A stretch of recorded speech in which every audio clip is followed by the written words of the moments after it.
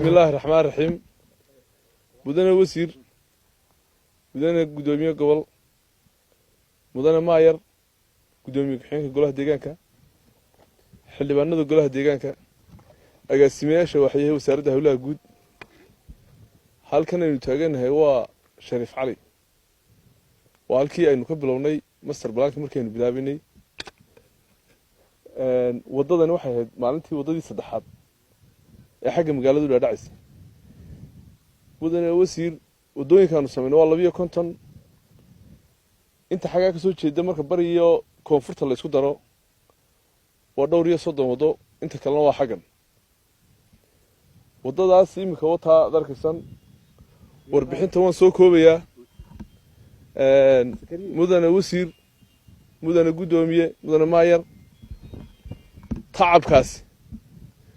wuxuu ku yimid marka hore xagga alluu ka yimid alla ka sokow xildhibaanada golaha deegaanka iyo maayarka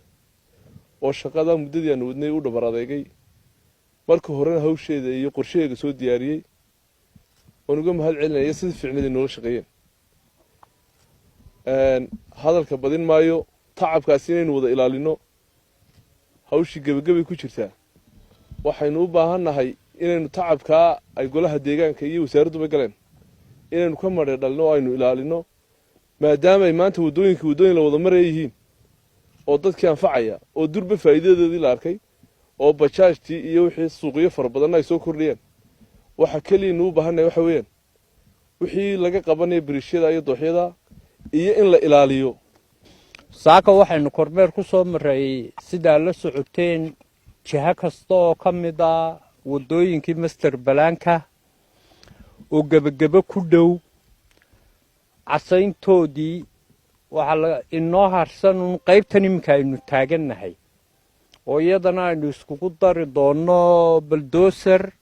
iyo graderba maadaama ay tahay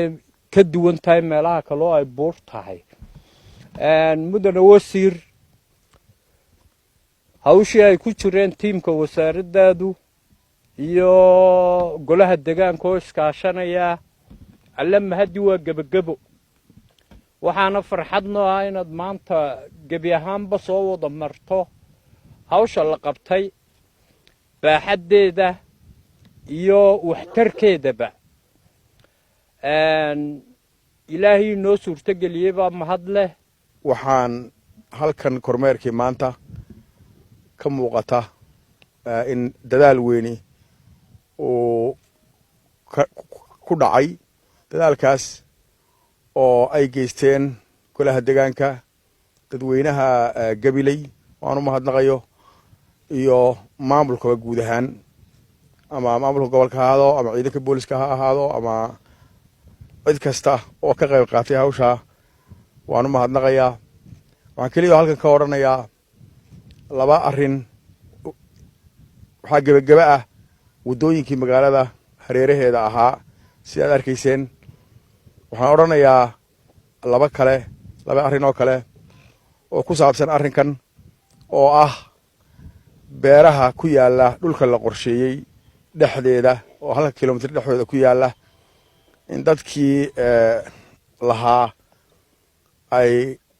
u fududeeyaan injineerada howlaha guud oo u tagaan goobaha ay joogaan waxaan kale oo halkan ka sheegayaa oo keliya in ama berrito ama saa dambe ugu dambayn saa dambe magaalada gudaheeda la calaamadinayo gebig ahaanna aanu dhammaystiray meelihii la calaamadinayey taas oo ama aroortiiba la bilaabayo ama saa dambeba la bilaabayo marka dadweynaha gabiley waxaan ka codsanayaa sidii hawlihii horeba uga qayb qaateen oo ay ku mahadsan yihiin imikana inay uga qayb qaataan